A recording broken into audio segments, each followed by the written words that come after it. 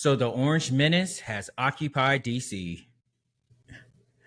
Thank you for tuning in to My Brother's Ballot. I'm your boy Poe Theory. Again, please subscribe to the channel. It really helps the channel grow and makes me more able to shoot some more content to you guys. So let's get into it. As we know, the Orange Menace has decided to occupy DC for no other reason other than let's distract from the Epstein files. I feel like every single time that he does one of these political stunts, we should bring up the Epstein files. So let's get into this clip that I saw last night from Newsnight with Abby Phillips. More on our breaking news, including a stern warning from Donald Trump about the flexibility of police in his takeover. You know, they love to spit in the face of the police as the police are standing up there in uniform. They're standing and they're screaming at them an inch away from their face. And then they start spitting in their face. And I said, you tell them, you spit and we hit. And they can hit real hard. And they're standing there and people are spitting in their face and they're not allowed to do anything. But now they are allowed to do whatever the hell they want. Retired NYPD. I would just like to highlight that that is extremely false. You're trying to tell me that people are spitting in the face of police officers at writ large. That's not really happening. And when he says that the shackles are coming off of the police officers to essentially beat up people, that's essentially what he's hoping will happen. The police already have so much freedom in this country to do whatever they would love to do. And here he comes putting a battery in their back in one of the blackest cities in America. We already know how this is going to end. Retired NYPD Sergeant Felipe Rodriguez joins us now at the table. I'm not sure what he's talking about there. Is he talking about what happened on January 6th? Is he talking about protests? I mean, I think that we've seen that before. Correct. And he did not have the same energy, you know, just a few years ago. And that's something we have to be careful with. You know, at this point, he's saying right now we're going 100 miles an hour to a full law enforcement. And on January 6th, we saw that he pardoned these individuals. So one day you can't say, let's follow the law, and then another way give out so many generous pardons. At the end of the day, the police have to enforce the law. That's what people forget. We don't write the laws. We basically enforce them. And we still need the public support. So coming out in such an aggressive manner could actually backfire on us. 1000%. This is very similar to the conversation that we have about the Middle East. All of the things that Israel's doing, when they keep saying that it's for the safety of the Jews, it actually does the opposite. Same way with this. All this will do is make people more frustrated with the police, more frustrated with the National Guard and the military. This doesn't help anything. And please be consistent. I find it extremely interesting, just like he notated, you pardoned over 1,500 January 6ers that were beating up police officers. Were you backing the blue then? That's an interesting point. I will just point out that the head of the DC police union, here's a direct quote. We completely agree with the president that crime in the District of Columbia is out of control and something needs to be done with it. So it sounds like to me, among the rank and file, the president has some support from the cops for doing this today in Washington. No, we do need the support. We need the support of the public. We need the support of numerous people. No one wants to take this job anymore. Look at Washington, D.C. They're giving a $25,000 bonus, and they still can't get anyone to take the job. You know, post-Floyd.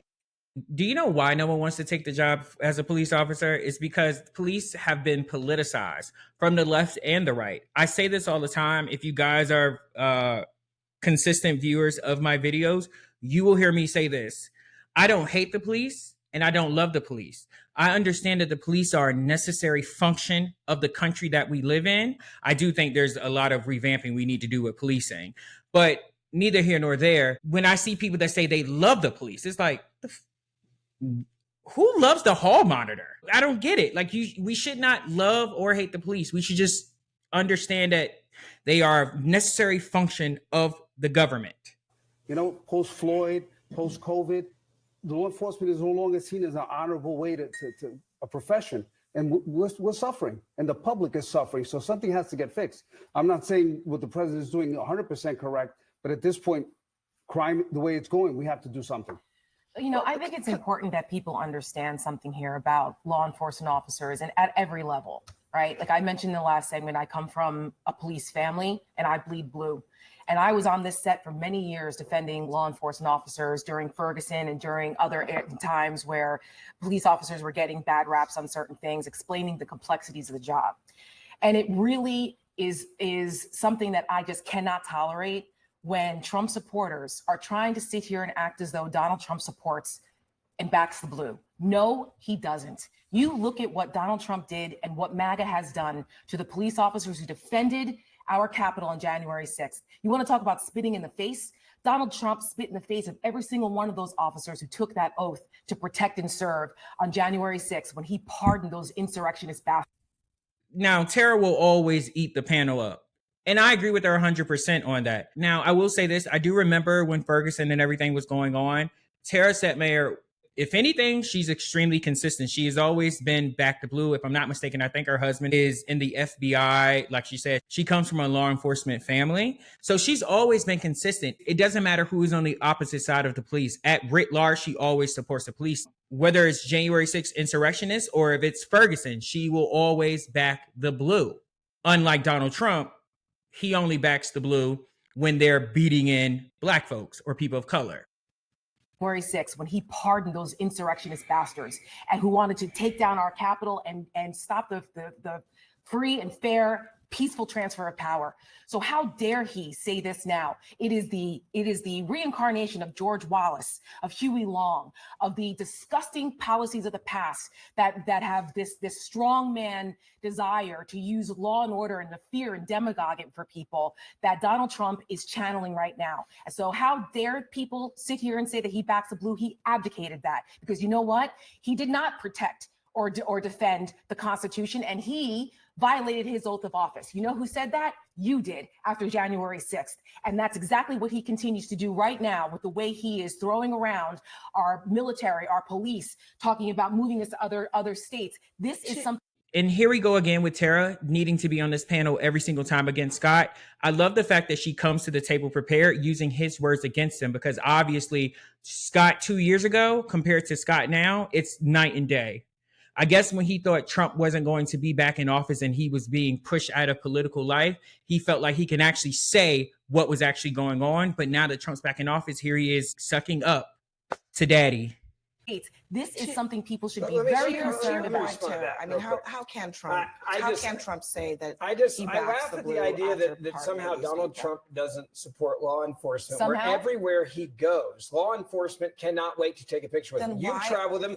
I've been with him everywhere he goes. By the way, that wasn't happening with Joe Biden. Not everywhere. He also says let them do their job and be able to do their job well. He's advocating for the police. You just talked about DC. So why? Only some police. What about the FBI agents? Let me go back to what he said a second ago, because this is an important point. Hold on a second, Ben.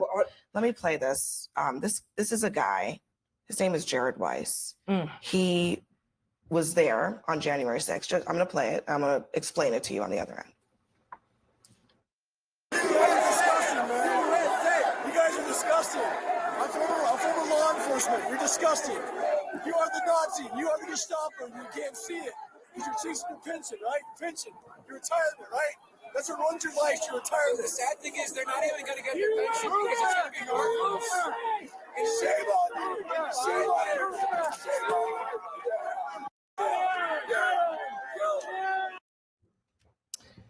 you. Yeah, kill them. That guy now works in Donald Trump's Justice Department after his case for this conduct and other things is no more. So what do you have to say now, Ben? That stupid look on your face. That is what I'm saying. And this, people like Tara who are consistent, this is not for them. But I have a strong belief that people really don't rock with the police the way they say they do. They only rock with the police when the police boot is on a Black person or a person's of color's neck. Because look what this man was saying.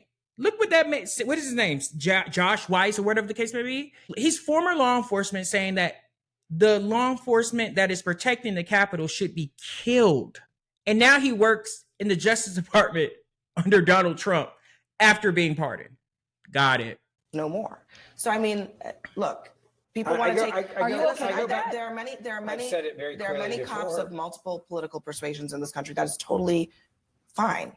But Donald Trump, we're talking about Donald Trump's conduct, and he actively went out of his way to pardon people who assaulted cops, who said kill them, who were there literally spitting in the face of officers on January 6th. I go back to what I said a moment ago.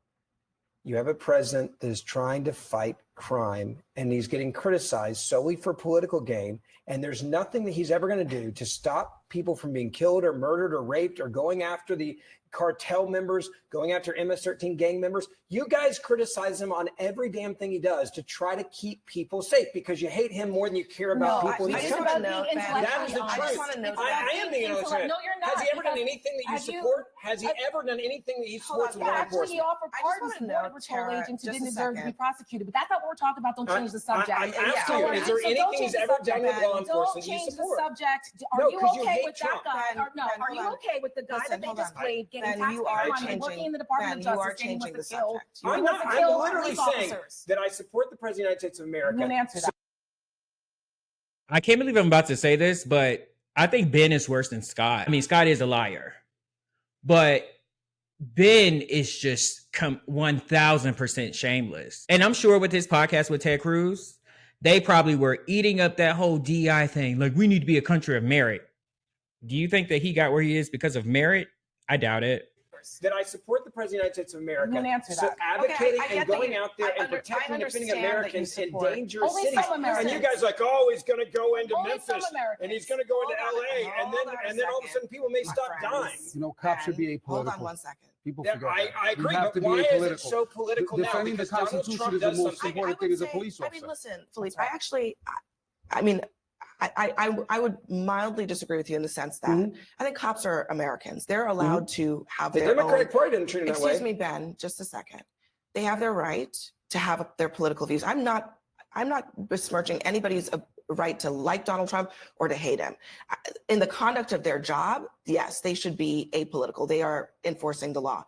But I also think that we're not talking about whether cops like or don't like Trump. We're talking about whether Donald Trump, when he had the chance to act on his words, actually acted on them.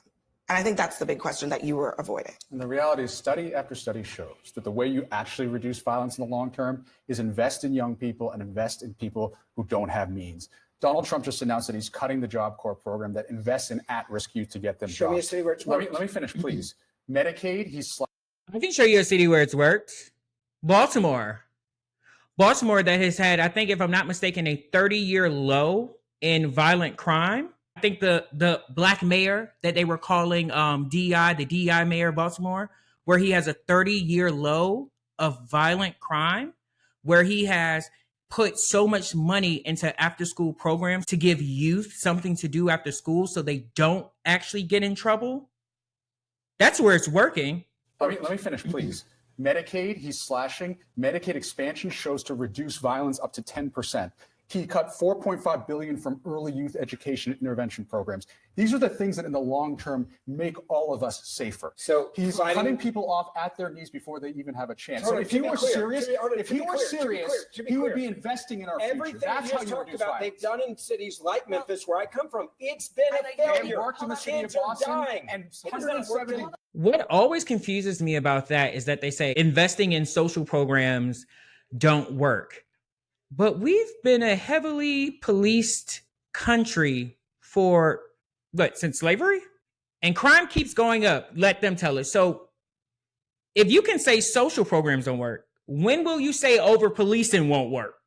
Dying and 173 and you keep mentioning Memphis, but there are other cities where it's the number one most dangerous city in America. So I think it's a good way of looking at the Let me give you another example. Baltimore has been one of the most dangerous cities for a long time, and they have put in place a combination of efforts that include community intervention programs that have worked, that have brought their homicide rate down to 50-year lows. It's not an either or, which is the way it's been described. Hold on a second.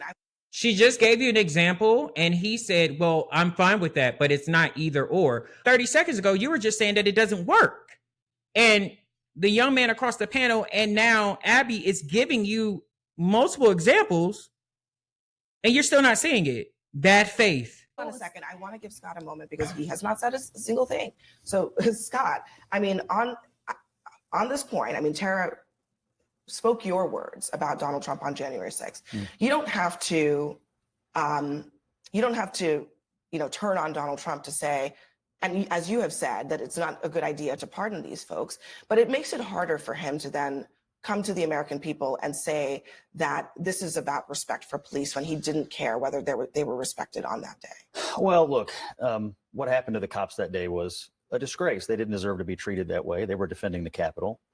I think what happens to DC police on a rolling basis, I think what happens to cops on the most violent cities in America on a rolling basis is a disgrace as well. I think what the president is responding to today is, what can I do today? DC is the only city I really have control of, so I'm going to try to give them some support. He's getting a note of confidence from the DC police union. I suspect if they did things in other cities, other police unions in those cities would also offer some support. And so what I would simply say is that all you can do is hit the next shot. And the next shot right now, I think for a lot of Americans is, what can be done today to reduce violent crime and to make me feel safer in my neighborhood? I think he's going to get a lot of political support for the idea that the federal government's getting a little more muscular when it comes to cracking down on violent criminals. If he controls DC, why didn't he do it on January 6th? Why didn't he do it on January 6th when he sat there and let them take over the Capitol? He had the opportunity to.